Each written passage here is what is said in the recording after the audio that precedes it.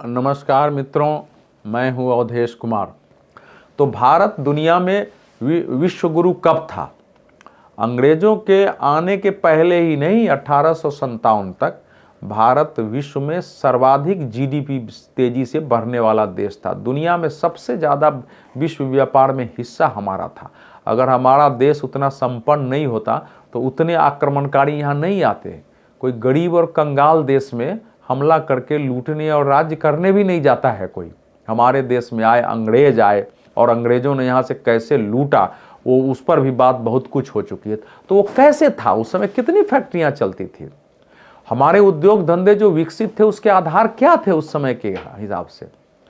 तो अगर आप देखेंगे तो हमारे देश की मूल ताकत, चाहे वो हमारे ज्ञान का हो, हमारी सैन्य शक्ति का हो, हमारी आर्थिक शक्ति का हो, सबके पीछे हमारे देश का धर्म, अध्यात्म, एक समय आने के बाद मंदिर, गुरुद्वारे, ये सब महत्वपूर्ण रहे हैं और वो इस देश की ताकत रही है। अब उदाहरण के लिए अयोध्या में पहले कितने लोग साल भर में जाते हैं? अब आंकड़ा ये आ रहा है कि अयोध्या में रामलला की 22 जनवरी को, पिछले वर्ष 22 जनवरी को प्राण प्रतिष्ठा के बाद करीब करीब 16 करोड़ लोग पूरे हो रहे हैं। 16 करोड़ की संख्या आई है। आप सोचिए, अयोध्या जैसे छोटे शहर में आसपास 16 करोड़ लोग अगर वहां आ रहे हैं, 16 करोड़ लोग कहीं ट्रेन से, कहीं प्लेन से, किसी गाड़ी से, सबसे आए होंगे। वो कहीं ठहरे होंगे, कहीं खाना खाए होंगे, उन्होंने फूल खरीदा होगा, प्रसाद खरीदा होगा, वस्त्र खरीदा होगा, चादर खरीदा होगा चढ़ाने के लिए, ब्राह्मणों को दान दे रहे होंगे, कहीं जूते चप्पल बनवाए होंगे, कहीं चंदन लगवाया होगा, कहीं। तो ये सब में आखिर कितने लोगों को रोजगार मिली होगी? केवल अयोध्या में नहीं, ये बाकी जहां से चलेंगे वहां से रोजगार मिलता है। वाराणसी में बताया जा रहा है कि मोटा मोटी करीब 22 करोड़ लोगों का एक साल में आगमन हुआ है। 22 करोड़ लोग आ रहे हैं। तो कैसे आ रहे हैं? क्या किसी भी आयोजन में, किसी भी पर्यटन स्थल पर आप कोशिश करके लाएंगे? और जब से प्रयागराज में कुंभ का आयोजन हुआ है, बताया जा रहा है कि 2019 के बाद से वहां आने वालों की संख्या बढ़ गई। अभी आंकड़े नहीं, जबरदस्त संख्या आ रही है। कुंभ का एक होटल खाली नहीं मिलता है, एक लॉज, एक धर्मशाला खाली नहीं है। चारों तरफ भीड़ है। लोगों ने अपने घर को लॉज में और होटलों में बदल दिए हैं। घरों में कमरे लग रहे हैं। महिलाएं सब वहां खाना बना रही, वो भी लोग खा रहे हैं, वो उसकी भी बिक्री हो रही है। तो धर्म हमारे जो है, किसी की एक, अगर मान लीजिए आप आयोजन करते हो तो कभी एक करेंगे। मंदिरों में और धर्म का आयोजन सतत होता रहता है। मंदिर में प्रतिदिन जाना है तो कपड़े की बिक्री प्रतिदिन होगी, प्रसाद की बिक्री प्रतिदिन होगी, फूल की बिक्री प्रतिदिन होगी, जाने आने के लिए यातायात प्रतिदिन चाहिए। तो उससे इकोनॉमी चलती है, रुकती नहीं है। उसी प्रकार से जो गांव में भी होते थे आयोजन, आज फलाना पर्व है, आज फलाना है, आज फलाना है, वो सतत आयोजन है, सतत बिक्री होगी। किसी की, मान लीजिए किसी के घर में 5 वर्ष पर या 10 वर्ष पर, 20 वर्ष पर एक शादी होगी तो एक दिन जाके दुकान में कपड़े खरीद सकता है। लेकिन नियमित क्यों खरीदा जाएगा? वो धर्म के लिए खरीदे जाते हैं। और उसके लिए फिर सारे विधि विधान है कि हम क्यों खरीदते हैं, किस कलर के, हर कलर के कपड़े के बेचने की हमारे देश में बात है, हर कलर के फूल की बात है, हर प्रकार के। उसके कारण हमारी जैव विविधताएं बची हुई थी कि हर प्रकार के फूल और फसल उपजाए जाते थे। क्योंकि आपको पूजा करना है तो उसमें एक, आज तो आपको खरीद के लाना पड़ता है, कुछ चीजें नहीं मिलती हैं। अब कौन कौन से अन्न लाने हैं, तो उस प्रकार से अलग अलग प्रकार से लोग अन्न उपजाते थे। उस प्रकार से अलग अलग फूल पत्तियों की जरूरत पड़ती थी, वो उपजाते थे। लकड़ियों की जरूरत पड़ती थी। इस प्रकार से इस देश का और उन सब का पूरे वायुमंडल पर, ब्रह्मांड पर, और जो हम साधना करते हैं उसका दिव्य असर होता था, जिससे हमारे अंदर अनुभूति होती थी, हम जीवन मृत्यु को समझ पाते थे। और कुंभ तो इतना बड़ा आयोजन रहा है कि वो तो कहा जाता है कि भाई अमृत मंथन के बाद, अमृत जब सूर असुर संग्राम हुए तो अमृत 4 जगह गिरा था।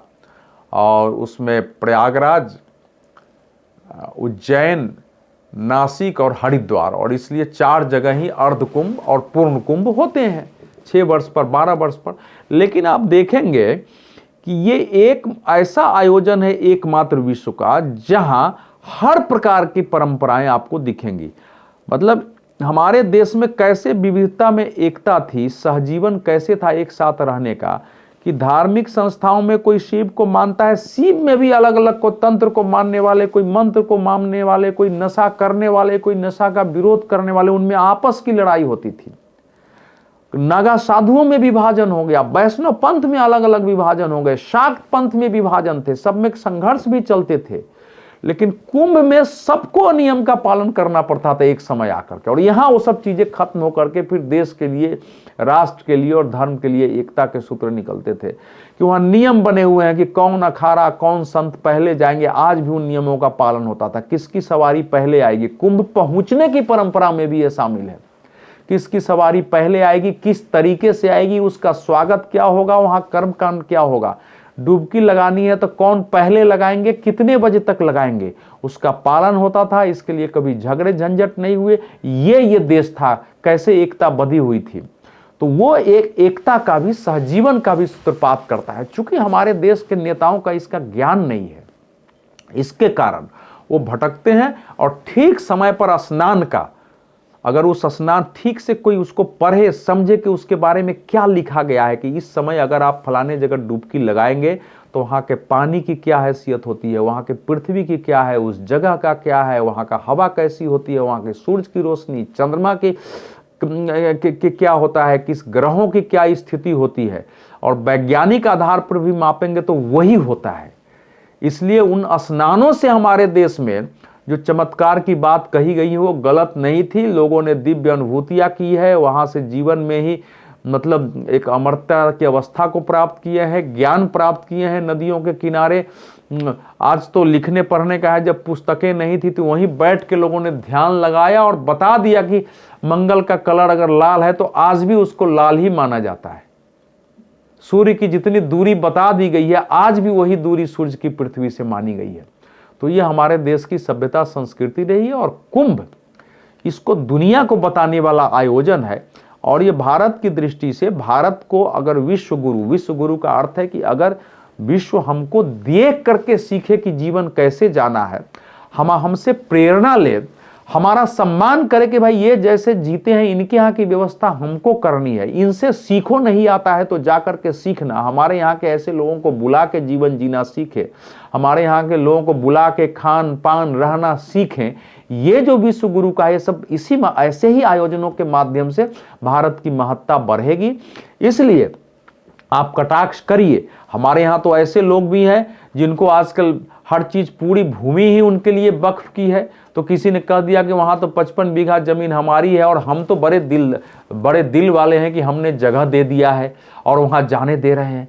जब इस्लाम धरती पर नहीं था, मुसलमान नहीं आए थे, वक्फ तो छोड़ो, बाद की बात है।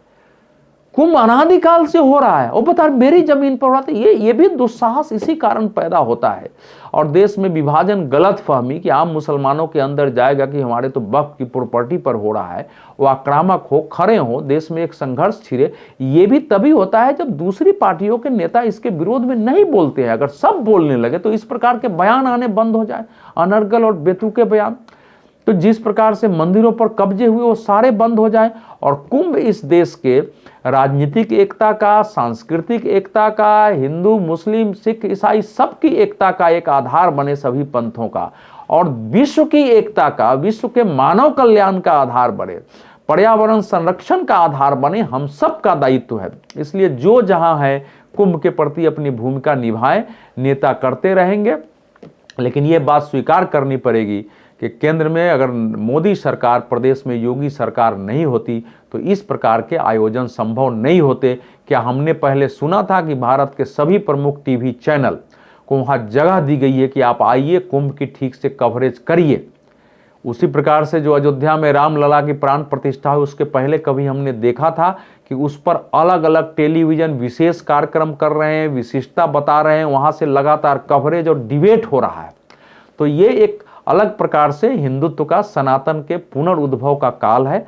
उसको सकारात्मक बनाए रखना है। और कुंभ से बड़ा आयोजन, महाकुंभ से महत्वपूर्ण आयोजन, क्योंकि विश्व में ये पहली एकमात्र आयोजन है जो आज तक उतना ही जीवंत, उसी रूप में भव्य, उसी परंपरा के अनुसार उन्हीं जगहों पर आयोजित हो रहा है। विश्व में इस प्रकार के इतने व्यापक समुदाय के व्यापक स्तर पर संपूर्ण देश के के साधु संतों पंथों अलग अलग विद्वत जनों के इकट्ठा होने का दुनिया में और कोई आयोजन नहीं होता है। ये हमारे देश की महानता है, इसको स्वयं भी समझना है, अपने अनुसार बनाना है, कुंभ में जाना भी है, कुंभ में सहयोग भी करना है और नेताओं को भी सीख देनी है कि महाकुंभ को महाकुंभ की तरह मनाए। ये भारत का है, ये हिंदुओं का है, ये सनातन का है। हिंदुओं का अर्थ केवल धर्म से नहीं है, उसमें सभी समाहित है। संपूर्ण भारतीय का इसके प्रति दायित्व बनता है। बहुत बहुत धन्यवाद।